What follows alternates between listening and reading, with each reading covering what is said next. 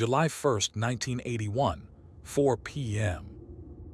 A furniture mover named Jerry was finishing his shift in Laurel Canyon when he heard something. Through the thin walls of 8763 Wonderland Avenue, there were sounds. Not screaming, not fighting, just moaning, low, persistent. The kind of sound that makes your stomach turn because you know something is terribly wrong.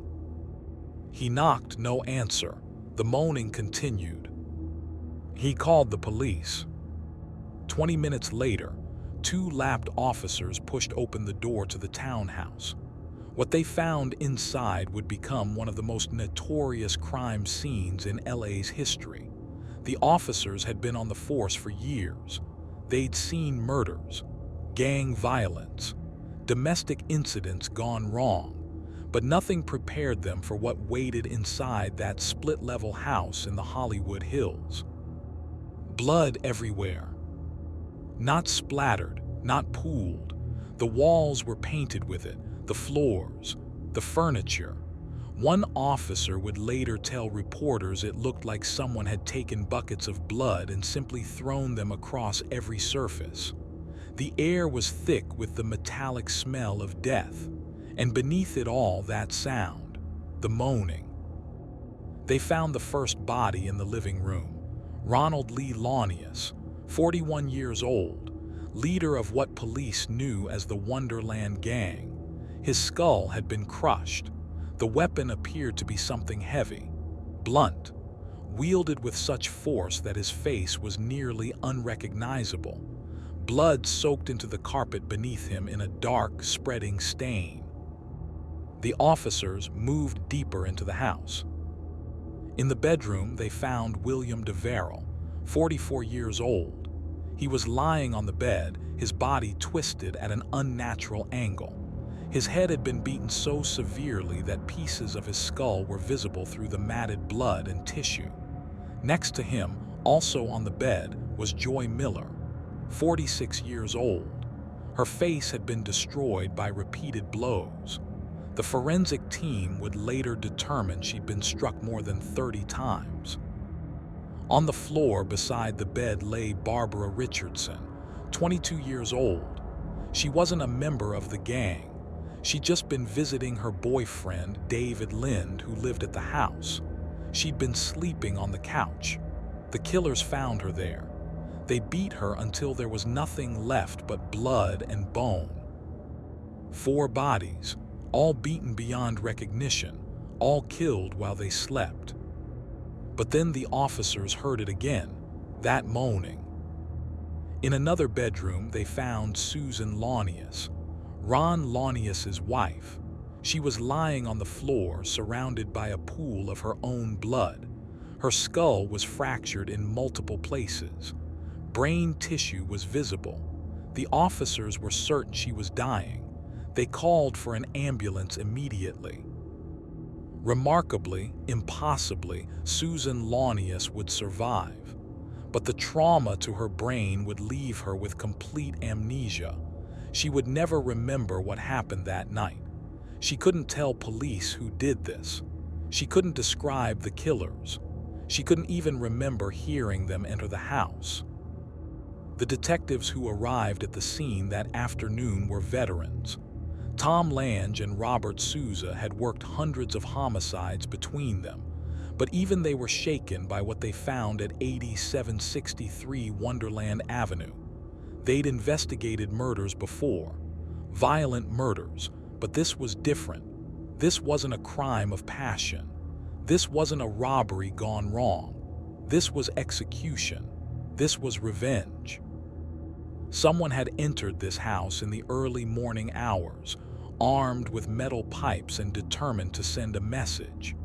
They moved from room to room methodically, beating each victim to death while the others slept. The violence was personal, excessive, the kind of overkill that speaks to rage, to vendetta, to something deeper than simple murder. The Lapt had seen this level of brutality only once before in recent memory.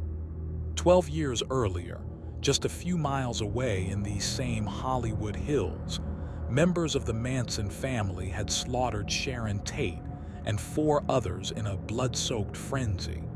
The similarities were impossible to ignore. But there was something else about this crime scene, something that made it different from a typical drug-related killing. The house at 8763 Wonderland Avenue was known to police. Very well known. It was a drug house, a place where cocaine was sold, where deals went down, where members of LA's criminal underworld came to buy and trade. The residents were dealers, addicts, thieves. The Wonderland gang had a reputation for violence, for armed robbery, for taking what they wanted from whoever they wanted. So who would have the audacity to attack them? Who would be bold enough, powerful enough, angry enough to walk into the home of one of LA's most feared drug crews and murder them in their sleep? As detectives began processing the crime scene, they noticed something odd. Amid all the chaos, amid all the blood, there were no signs of forced entry. Whoever killed these people had simply walked in through the front door. Either they had a key or someone had let them in. Someone the victims trusted. Or someone who had no choice. The crime scene technicians worked through the night, photographing, measuring, collecting evidence. They found something interesting on the headboard of the bed where William DeVerrell and Joy Miller had been killed. A handprint, clear, distinct, pressed into the wood in blood. They lifted it carefully. Whoever left that print had been there in that room when the murders happened. They ran it through their databases. It would take time to get results, but this print could be the key to solving the case. As dawn broke over LA on July 2nd, news of the massacre began to spread. The media descended on Wonderland Avenue. Reporters crowded the street, their cameras capturing the modest townhouse with its iron balcony and carport. It looked so ordinary from the outside, so normal. Nothing about the exterior suggested the horror that had unfolded inside. But detectives Lange and Souza knew better. They knew this house had been a powder keg waiting to explode. The Wonderland gang had been operating with impunity for months, dealing drugs, pulling robberies, making enemies. Eventually, someone was going to retaliate. Someone was going to push back. What they didn't know yet was just how deep this case would go. How many famous names would be connected to it. How it would expose the dark underbelly of Hollywood's drug scene, connecting porn stars to nightclub owners, connecting high-rolling dealers to desperate addicts, connecting money and violence and sex in ways that would captivate and horrify the public for decades to come. As the detectives stood outside 8763 Wonderland Avenue that morning, watching the coroner's van carry away the bodies, they had no idea they were standing at the center of what would become one of the most infamous unsolved murders in American history. But they were about to find out. Because the handprint on that headboard was about to lead them to someone unexpected, someone famous, someone whose name was known in households across America, though not for the reasons anyone would be proud of. The print belonged to John Curtis Holmes, better known to millions as Johnny Wad, the most famous pornographic film star in the world. And 2 days before these murders, something else had happened, something that would turn out to be connected, something that would point them toward another suspect, someone even more dangerous than Holmes. Eddie Nash's house had been robbed. The timeline was becoming clear. On June 29th, someone had broken into the mansion of Eddie Nash, one of LA's most powerful nightclub owners and drug dealers. They'd stolen over $1 million in cash, drugs, and jewelry. They'd shot Nash's bodyguard. They'd humiliated him in his own home. 48 hours later, 4 people connected to that robbery were dead. The connection seemed obvious, but proving it would be another matter entirely, because Eddie Nash wasn't just any drug dealer. He was connected, protected. He had friends in high places and the money to make problems disappear. And John Holmes, he was a celebrity, recognizable, beloved by millions who'd watched his films in secret. This case was going to get complicated. As detectives began pulling phone records, interviewing neighbors, talking to informants, a picture began to emerge.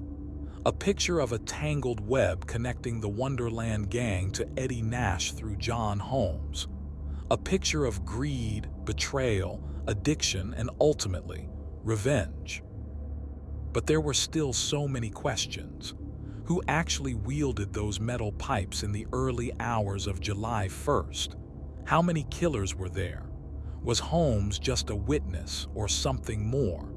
And what role did Eddie Nash really play? The investigation was just beginning, and the truth, when it finally emerged, would be stranger and more disturbing than anyone could have imagined. In the bedroom where Susan Launius lay fighting for her life, there was evidence the killers had known exactly who they were looking for. They'd gone room to room with purpose. This wasn't random. This wasn't a robbery. This was an execution list. Someone wanted these people dead. Someone wanted to send a message to anyone else who might think about crossing them. And that someone had the resources, the connections, and the absolute lack of mercy to make it happen. The sun rose higher over Laurel Canyon.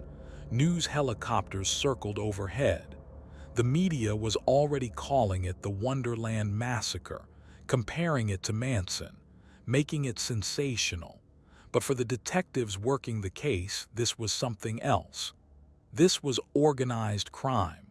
This was retaliation. This was what happened in LA when you stole from the wrong person. And the wrong person, in this case, was about to lead them into the darkest corners of Hollywood's criminal underworld. To understand what happened at 8763 Wonderland Avenue, you have to understand the people who lived there. And you have to understand the 2 men whose collision would end in blood. Let's start with Ronald Lee Launius. Ron Launius was 41 years old when he died, but he'd already lived several lifetimes worth of crime. He'd been in and out of prison since his 20s. Armed robbery, assault, drug trafficking. He was the kind of career criminal who saw prison as an occupational hazard, not a deterrent. By 1981, he'd assembled what the LAPD called the Wonderland Gang, named after the street where they operated. The Wonderland Gang wasn't sophisticated. They weren't organized like the Italian mafia or connected like the Mexican cartels. They were opportunists, street-level dealers who moved cocaine through LA and supplemented their income by robbing other dealers. It was a dangerous game, stealing from criminals who couldn't go to the police. But Launius had a reputation for violence that kept most people from retaliating. He'd met his second-in-command, William DeVerrell, in prison. They'd promised to go into business together when they got out. That business turned out to be the cocaine trade. By the late 1970s, cocaine was everywhere in LA. The entertainment industry ran on it. The nightclubs sold it. The wealthy bought it by the ounce. And the Wonderland Gang was there to supply it. DeVerrell was 44, a longtime heroin addict with track marks running up both arms. He lived at the Wonderland house with his girlfriend, Joy Miller, who was 46 and just as deep into drugs as he was. The house itself was leased in Joy's name, giving them a thin veneer of legitimacy. But everyone in the neighborhood knew what really went on there. The comings and goings at all hours, the loud parties, the dangerous people walking in and out. Also living at the house, at least part-time, was Ron's wife, Susan. She was quieter than the others, less involved in the gang's activities. She was there because she was married to Ron, not because she wanted to be part of his criminal empire. That might have been what saved her life. When the killers came, they focused on Ron, on DeVeril, on Joy. Susan was collateral damage, attacked because she was there, not because anyone particularly wanted her dead. David Lind was another piece of the puzzle. He was a member of the Aryan Brotherhood, a prison gang with connections to organized crime. He'd come down from Sacramento at Launius's invitation to help with their growing operation. His girlfriend, Barbara Richardson, had been staying at the house the night of the murders. She'd been sleeping on the couch. 22 years old. Wrong place, wrong time. These were the victims. Criminals, addicts, dealers. People who'd made their living in the shadows of LA, but they were still people. And what happened to them was brutal beyond measure. Now let's talk about the man who allegedly orchestrated their deaths. Adel Garib Nasrallah was born in Ramallah, Palestine, on April 3, 1929. His family was wealthy, owning 48 hotels. But the creation of Israel in 1948 changed everything. His family was displaced. A brother-in-law was killed by Israeli soldiers. Young Adel fled to America with only $7 in his pocket. That was the legend anyway, and in LA, legends mattered. He changed his name to Eddie Nash and started small, running a hot dog stand on Hollywood Boulevard in the 1960s. But Eddie Nash was ambitious, ruthless, smart. By the 1970s, he owned a string of nightclubs and restaurants across LA: the Kit Kat Club, the Starwood, the Paradise Ballroom. These weren't just clubs, they were money laundering operations, drug distribution centers, places where cocaine flowed as freely as alcohol. Nash was flamboyant, theatrical. He'd walk around his mansion in a robe and Speedo, hosting parties that lasted for days. Rock bands played at his clubs: Motley Crue, Van Halen, Quiet Riot. They were all there, drawn by the sex and drugs that Nash provided freely. He cultivated an image of excess, of power, of untouchability. But beneath the showmanship was something much darker. Nash was connected to organized crime, Israeli mafia, Armenian mafia, the LA crime family. He had protection at every level. His drug operation was massive, moving hundreds of thousands of dollars worth of cocaine every month. By the late 1970s, he developed his own addiction to freebasing cocaine, consuming what was estimated to be $12,000 worth per day. His mansion in Studio City became legendary, a fortress of drugs and sex where LA's elite came to party. Musicians, actors, business people, and criminals. Everyone was welcome at Eddie Nash's house as long as they brought money or connections. One of his most frequent visitors was a man who'd been famous in a very different way. John Curtis Holmes was born in Ohio in 1944. His childhood was difficult: alcoholic father, abusive stepfather. He fled to California as soon as he could, and by the late 1960s, he'd found his calling: adult films. In an era before internet porn, before home video, John Holmes became a superstar, not despite the pornographic nature of his work, but because of it. He was famous for his physical endowments, for his performance, for his ability to connect with the camera. He created a character called Johnny Wad, a detective who solved crimes and seduced women in equal measure. The character appeared in dozens of films throughout the 1970s. Holmes was making money, real money, At his peak, he was earning hundreds of thousands of dollars per year. He bought a house, married his high school sweetheart, Sharon, lived the life of a celebrity, albeit one whose fame came from a world most people pretended didn't exist. But by 1980, everything had fallen apart. Holmes had developed a cocaine addiction, a serious one. He was spending $750,000 per year on coke, more than he was earning.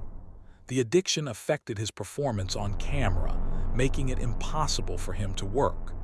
The film offers dried up. His wife Sharon kicked him out. He moved in with a much younger girlfriend named Dawn Schiller, a girl he'd met when she was 15 years old and groomed into a relationship. Without income, Holmes turned to petty crime. He stole luggage at Lax, boosted cars, dealt drugs for other people, and that's how he ended up at 8763 Wonderland Avenue. The gang let him crash there sometimes, saw him as useful for his connections. He could get into places they couldn't. He knew people they didn't. He had a face that was recognizable but not threatening. Holmes became a regular at Eddie Nash's mansion too. Nash loved having a celebrity around, someone whose fame added to the mystique of his parties. He introduced Holmes to everyone, made him feel important, and sold him massive amounts of cocaine on credit. By spring of 1981, Holmes owed Nash a fortune, tens of thousands of dollars he couldn't pay back. His career was over. He was broke, desperate, and desperate people make dangerous decisions. Somewhere in those weeks leading up to June, Holmes had an idea. Or maybe the Wonderland gang had the idea and convinced him to help. The exact sequence would never be fully established. But the plan was this: rob Eddie Nash. Holmes knew Nash's mansion intimately. He'd been there dozens of times. He knew the layout. He knew Nash kept huge quantities of drugs, cash, and jewelry in the house. He knew about the safe embedded in Nash's bedroom floor. And he knew, or thought he knew, that Nash trusted him enough to let his guard down. The Wonderland gang saw an opportunity. Nash was rich, powerful, connected. But he was also isolated in that mansion, surrounded by drugs and paranoia. If they could get inside, if they could catch him off guard, they could walk away with a score big enough to set them up for months. So they developed a plan. On June 29, 1981, John Holmes visited Eddie Nash's mansion. It was early morning. He claimed he was there to party, to buy drugs, maybe to pay off some of his debt. Nash welcomed him as always. They talked, did drugs together.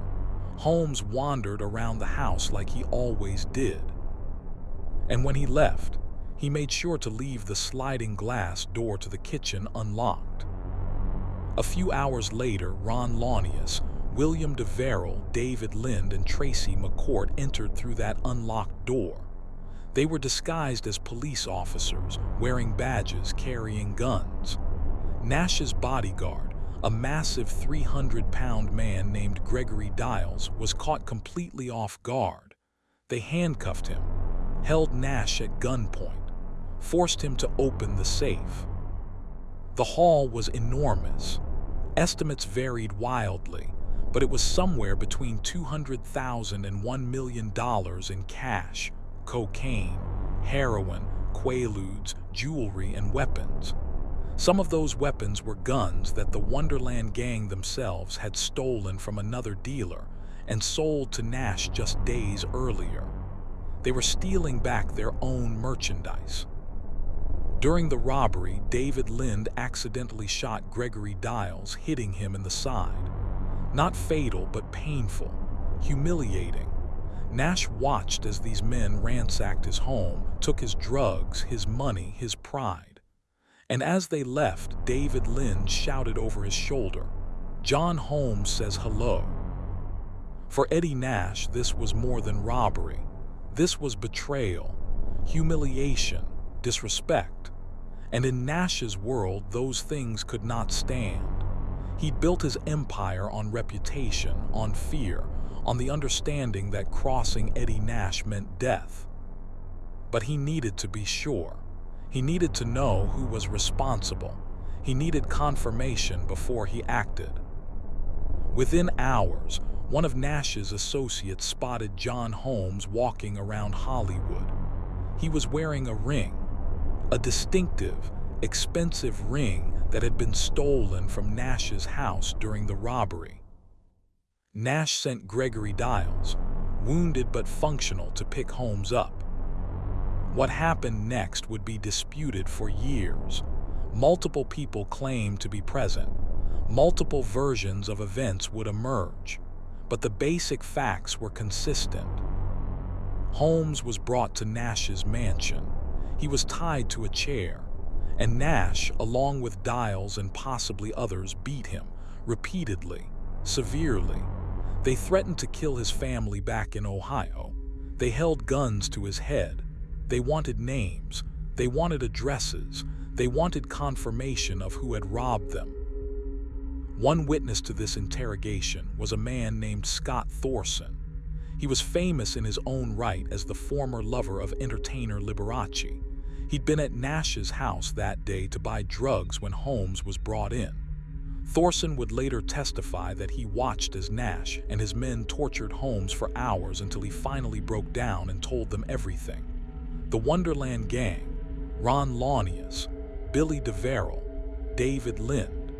The house at 8763 Wonderland Avenue. Nash had his targets. Now he needed revenge. This is where the story becomes murky, where facts give way to speculation, where testimony conflicts, where the truth becomes impossible to pin down with certainty.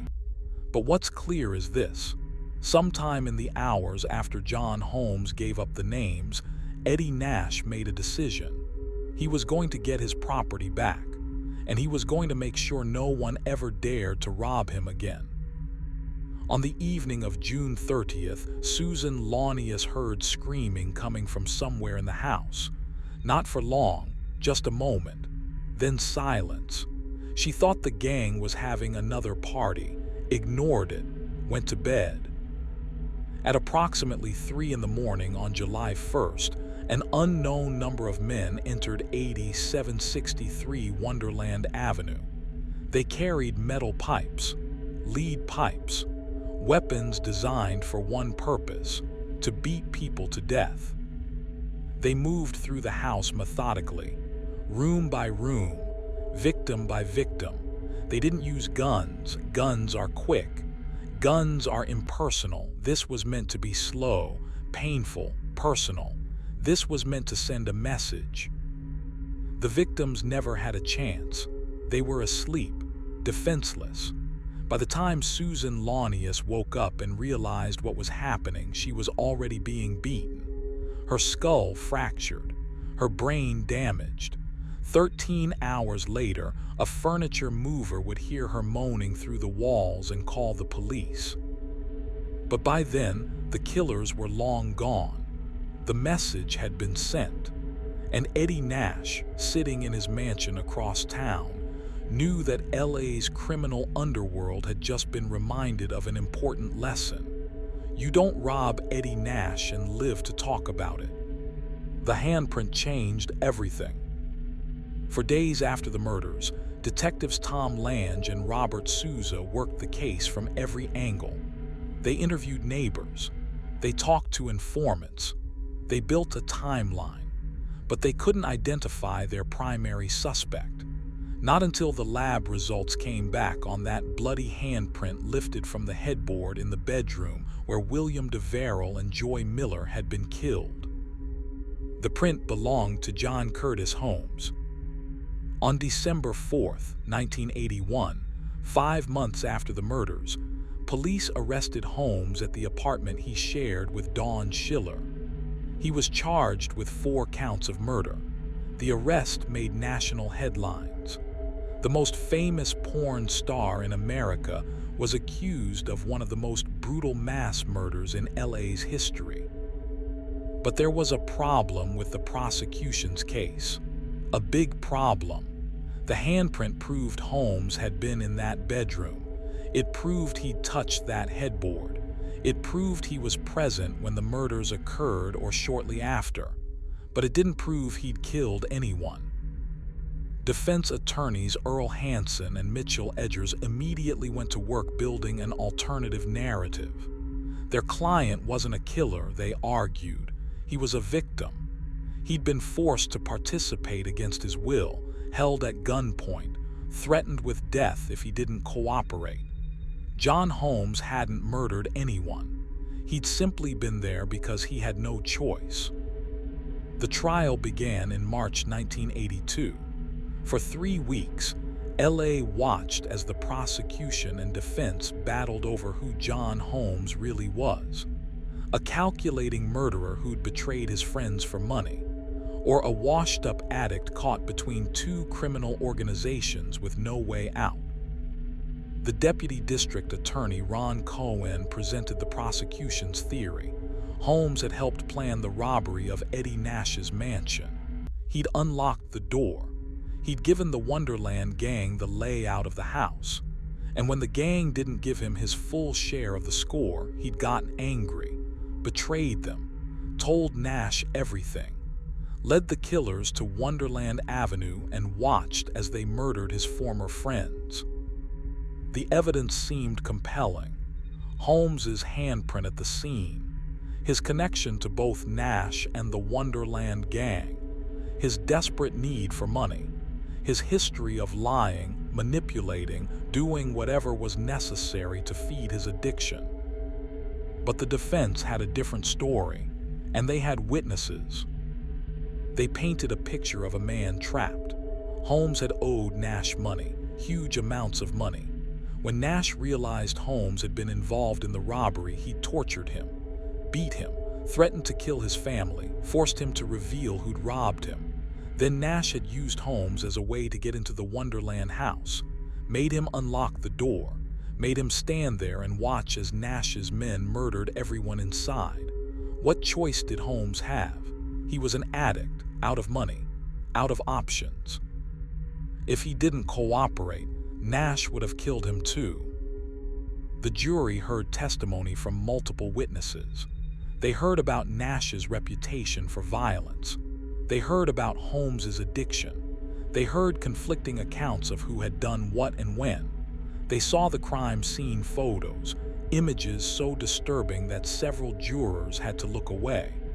They watched the video that police had taken of the scene, the first time video evidence had ever been used in an American criminal trial.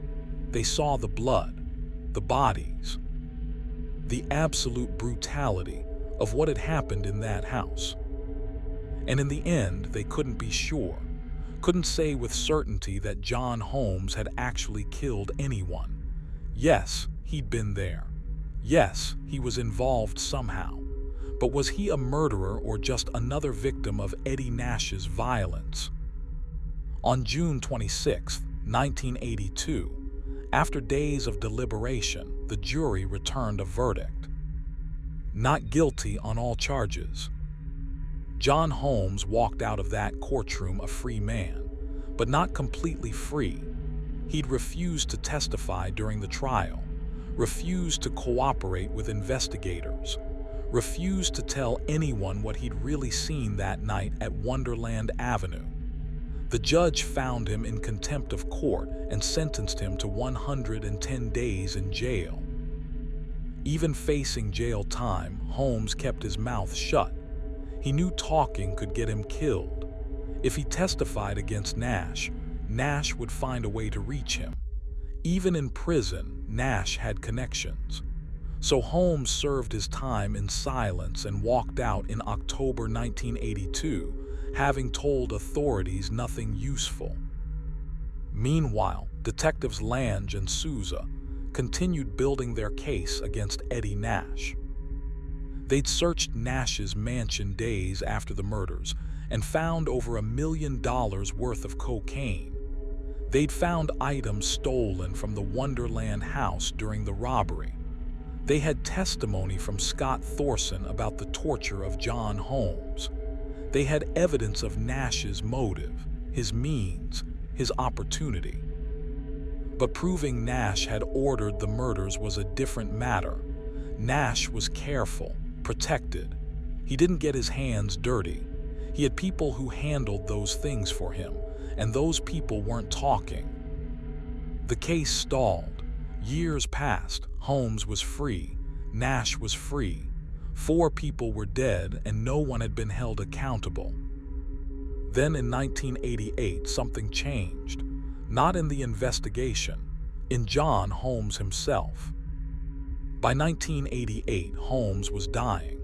He'd contracted AIDS, likely from years of unprotected sex during his porn career and from sharing needles during his drug use.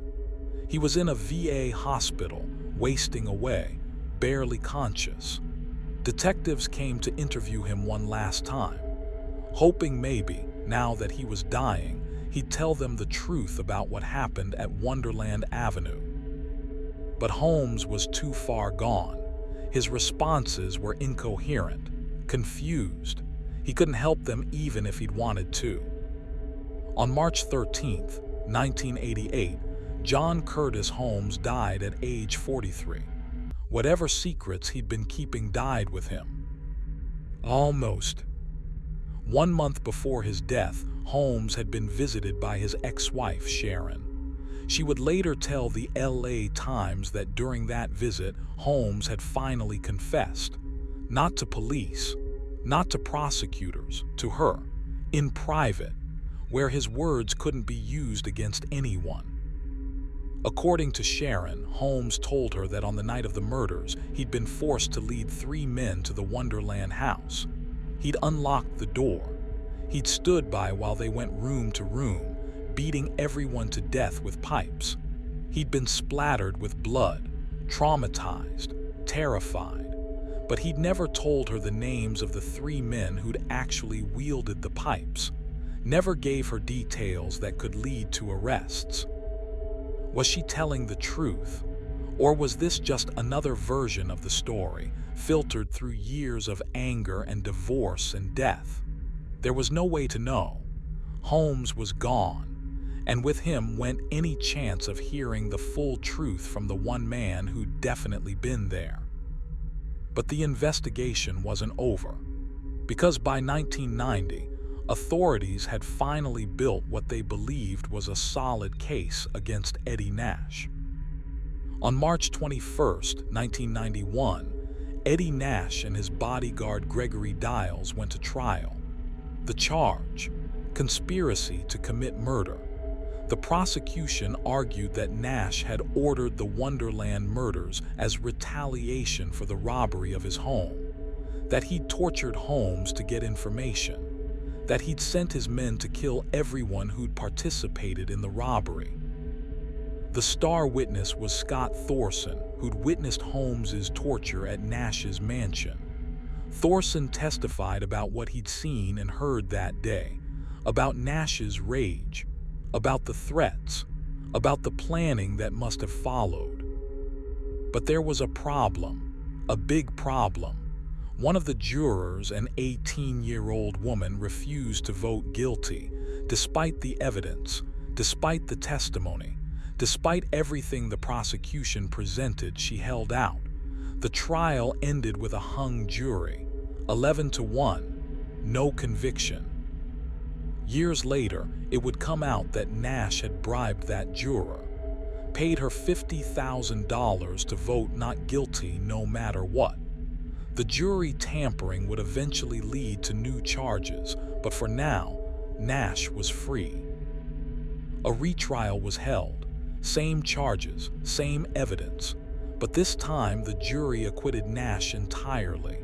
The prosecution couldn't prove beyond reasonable doubt that Nash had ordered the murders. Yes, he'd had motive. Yes, he'd had opportunity. Yes, he'd gotten his property back from the Wonderland house. But could they prove he'd specifically ordered those men to go there and commit murder? No, they couldn't. Gregory Diles was also acquitted.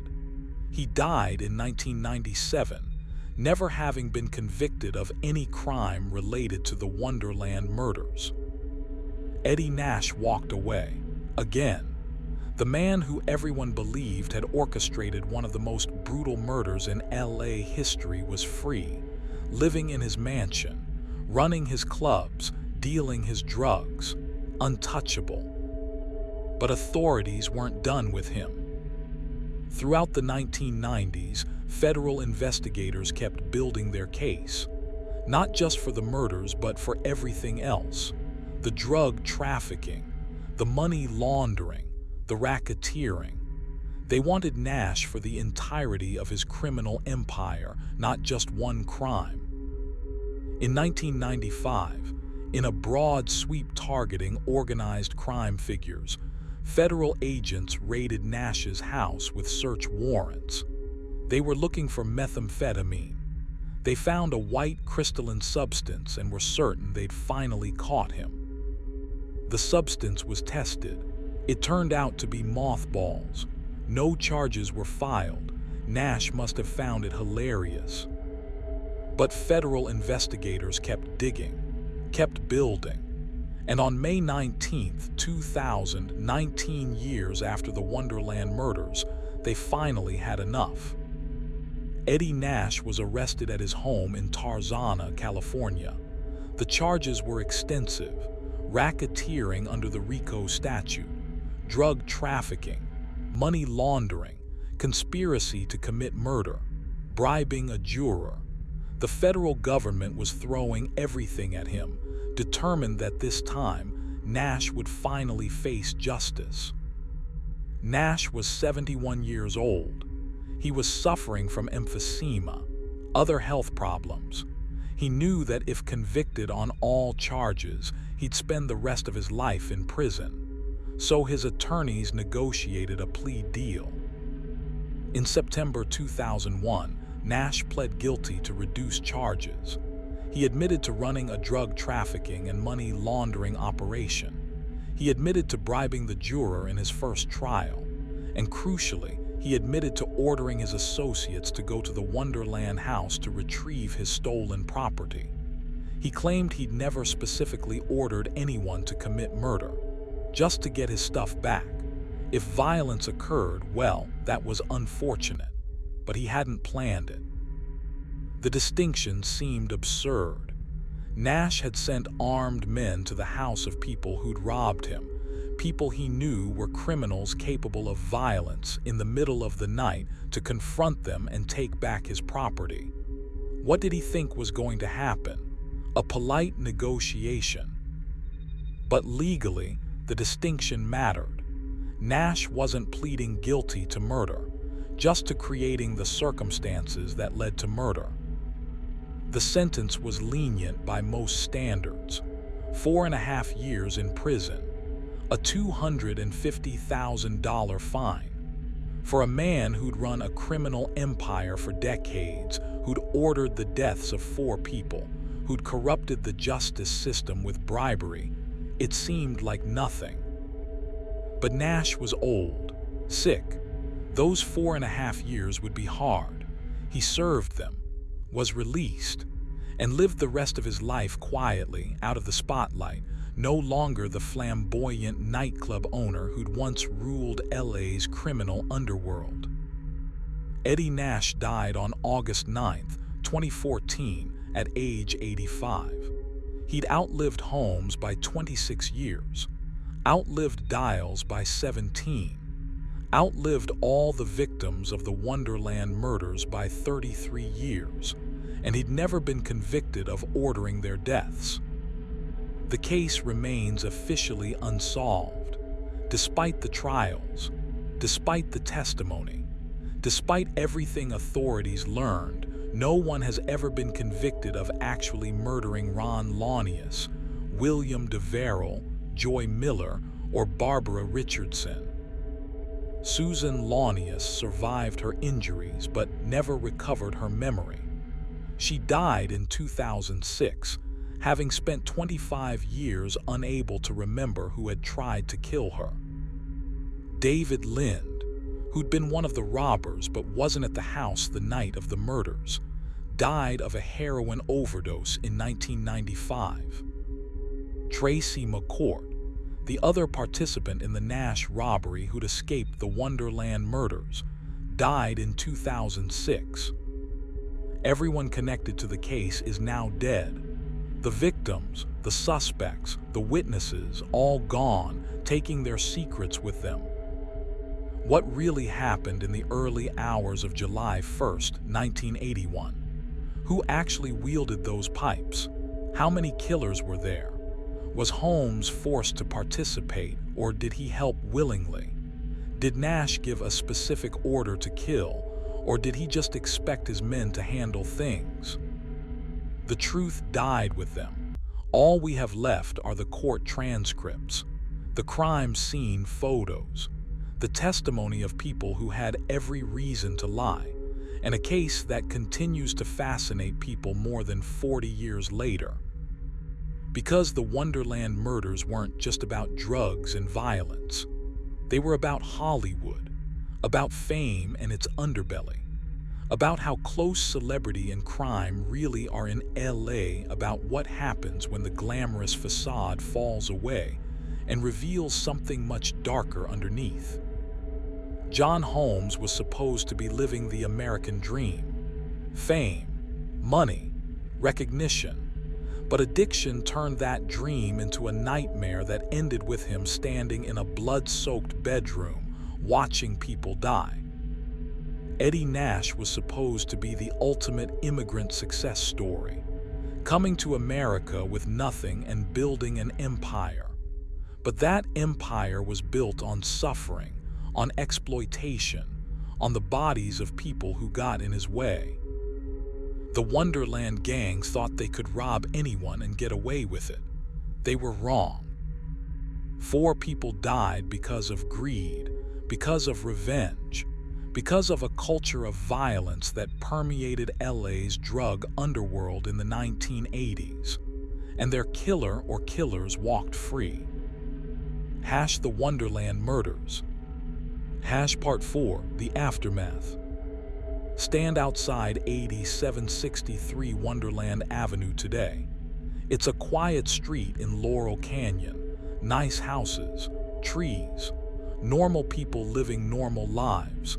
Nothing about the house suggests its history. New owners have renovated it, painted it, tried to erase what happened there. But the past doesn't erase so easily. Locals avoid it. Real estate agents don't mention the murders unless directly asked. Some people believe the house is haunted. They claim to feel a presence there, something heavy, something wrong. Whether that's the actual spirits of Ron Launius, Billy DeVerrell, Joy Miller, and Barbara Richardson, or just the weight of knowing what happened there, is impossible to say.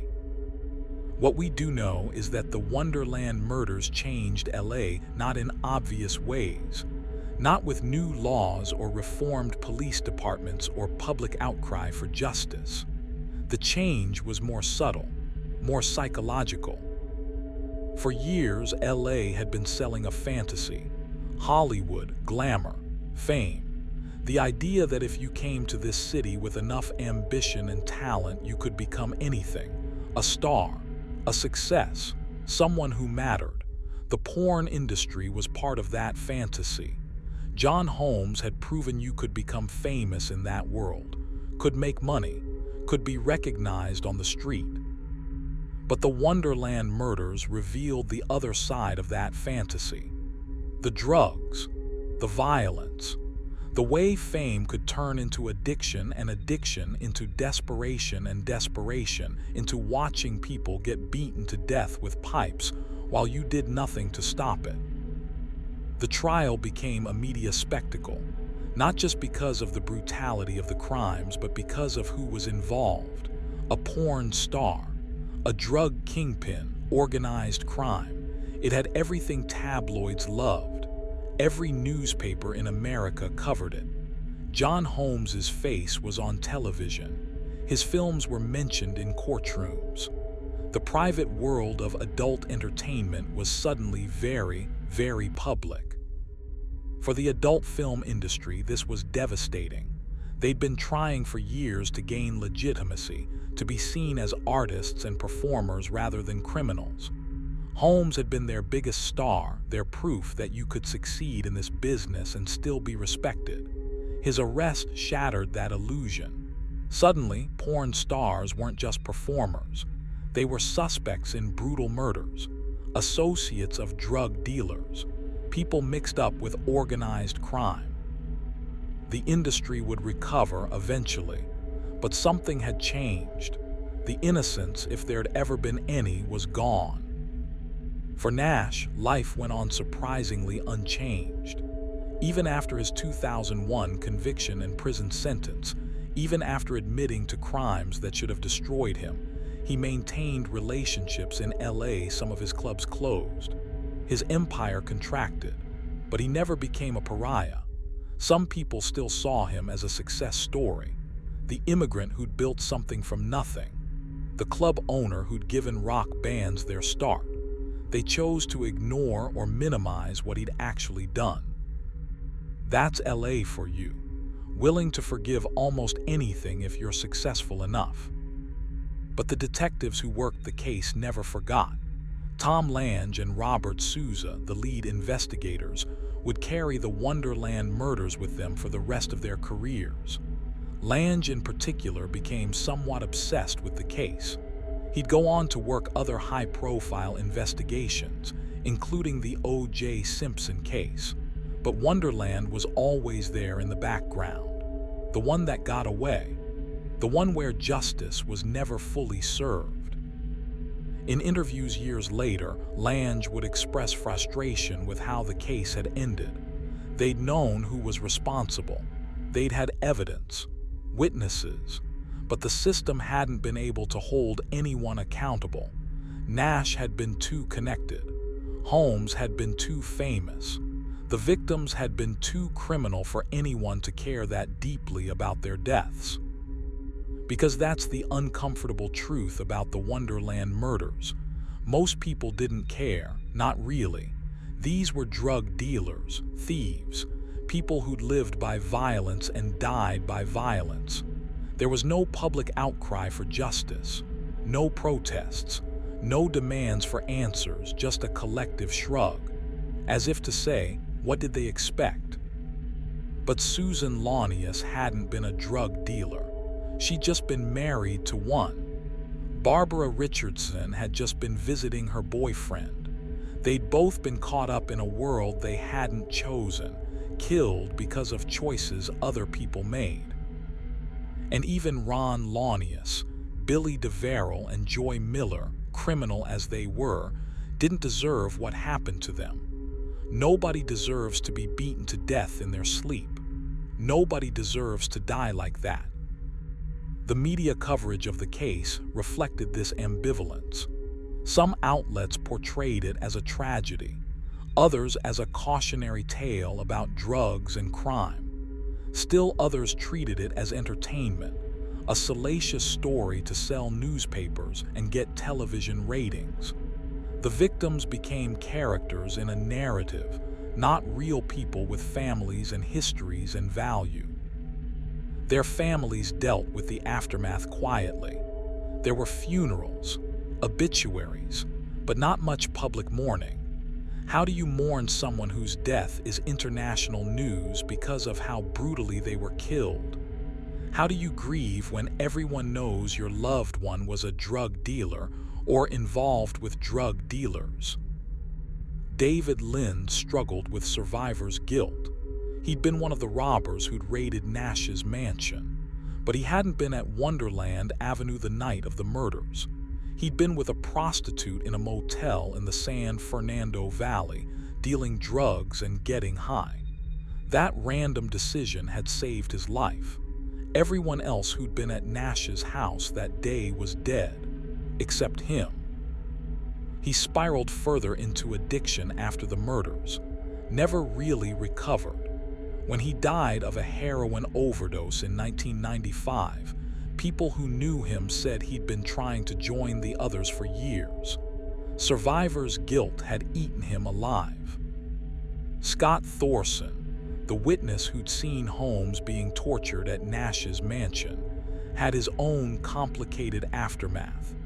He'd been famous as Liberace's lover, living a glamorous life with one of the biggest stars in entertainment. But by the time of the Wonderland murders, he was deeply into drugs himself, caught up in LA's underworld just like everyone else connected to the case. His testimony against Nash in the 1991 trial made him a target. He went into hiding for years, moving from place to place, never staying anywhere too long. He knew Nash had connections everywhere, knew that testifying could get him killed.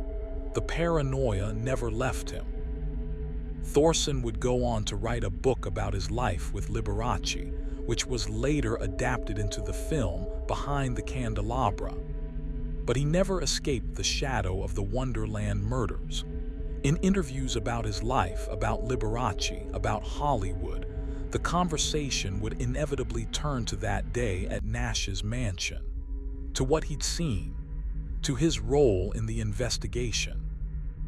He died in 2024, having outlived almost everyone else connected to the case, another person taking their version of the truth to the grave. The case has been dramatized multiple times.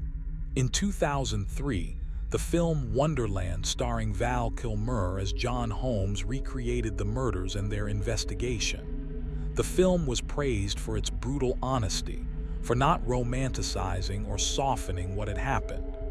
The crime scene reconstruction was particularly disturbing, based on actual police photographs and reports. Critics called it exploitation. Defenders called it truth. In 2024, crime author Michael Connelly produced a documentary series for MGM Plus called The Wonderland Massacre and the Secret History of Hollywood. Connelly had been a crime reporter for the LA Times in the early 1980s and had followed the case from the beginning. His documentary included interviews with the original detectives, prosecutors, and undercover cops who'd worked the investigation. It was comprehensive, detailed, obsessive in its examination of every angle. But even with all that investigation, all those interviews, all that evidence laid out, the documentary couldn't answer the fundamental questions. Who actually killed those 4 people? How many killers were there? What exactly was John Holmes's role? Did Nash give an explicit order to murder, or did he just create the conditions that made murder inevitable? We don't know. We'll never know. That's what makes this case so enduring. It's not a mystery in the traditional sense. We know who was involved. We know the motive. We know the timeline. What we don't know is the exact truth of what happened in those early morning hours, and we never will. Some cases have neat endings. The killer is caught, they confess. Justice is served. The families get closure. Not this one. This case is messy, complicated, full of people who all had reasons to lie, to withhold information, to protect themselves. Holmes lied to everyone: his wife, his girlfriend, the police, the jury, maybe even himself. He created so many versions of what happened that the truth became impossible to extract from the fiction. Nash maintained his innocence while admitting just enough to avoid spending life in prison. He never said he ordered anyone killed, just that he wanted his property back. The distinction was paper-thin, but legally, it was enough. The actual killers, whoever they were, never spoke, never confessed, never faced justice. They're either dead now or living somewhere with their secrets intact. What does this case tell us about justice, about LA, about America in the 1980s? Maybe it tells us that justice isn't always possible. That sometimes the truth stays buried no matter how hard investigators work. That powerful people with money and connections can evade consequences for years, decades, sometimes forever. Maybe it tells us that we value some lives more than others, that when drug dealers kill themselves, we care less than when innocent people die, that we're willing to look away when the victims aren't sympathetic. Maybe it tells us that fame doesn't protect you. John Holmes was one of the most recognizable faces in America. Millions of people had watched his films, but that fame couldn't save him from addiction, from desperation, from being caught between criminal organizations that would kill him without hesitation. Or maybe it doesn't tell us anything we didn't already know. Maybe the Wonderland murders are just what they appear to be: a drug deal gone bad, a robbery that led to retaliation, a circle of violence that ended with 4 dead bodies and no accountability. The house still stands. People live there now, probably unaware of its history or choosing not to think about it. Laurel Canyon has changed. The counterculture that defined it in the 1960s is long gone. The drug trade that dominated it in the 1980s has moved elsewhere. It's just another LA neighborhood now. Expensive, quiet, normal. But sometimes at night, when the street is empty and the houses are dark, you can stand outside 8763 Wonderland Avenue and imagine. Imagine what it was like on July 1st, 1981, when someone opened that door and walked inside with murder on their mind. Imagine the sound of metal on bone, the screams, the silence that followed. 4 people died there, brutally, unnecessarily, and their killers were never held accountable. That's the real horror of the Wonderland murders. Not the violence itself, though that was horrible enough. The real horror is that it happened in plain sight, involving famous people, investigated by skilled detectives, prosecuted by determined attorneys, and still, no one went to prison for murder. Still, justice was never served. 43 years later, the case file remains open, officially unsolved, waiting for someone to come forward with new information. But everyone who could provide that information is dead. The truth died with them. All that's left is speculation, theory, educated guessing, and a house on a quiet street in Laurel Canyon that will forever be marked by the blood that was spilled there.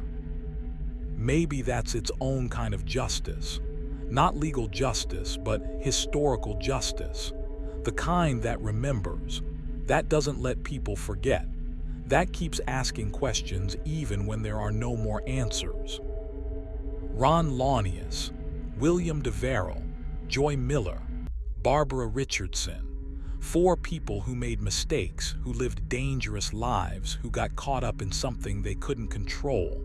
They deserved better than what happened to them. They deserved to be remembered as more than just victims in one of Hollywood's most notorious crimes. And maybe, by telling their story, by refusing to let the case fade into obscurity, we give them some measure of that. Some recognition that their lives mattered, that their deaths mattered, that justice, even delayed or incomplete, still matters. The Wonderland murders will never be solved.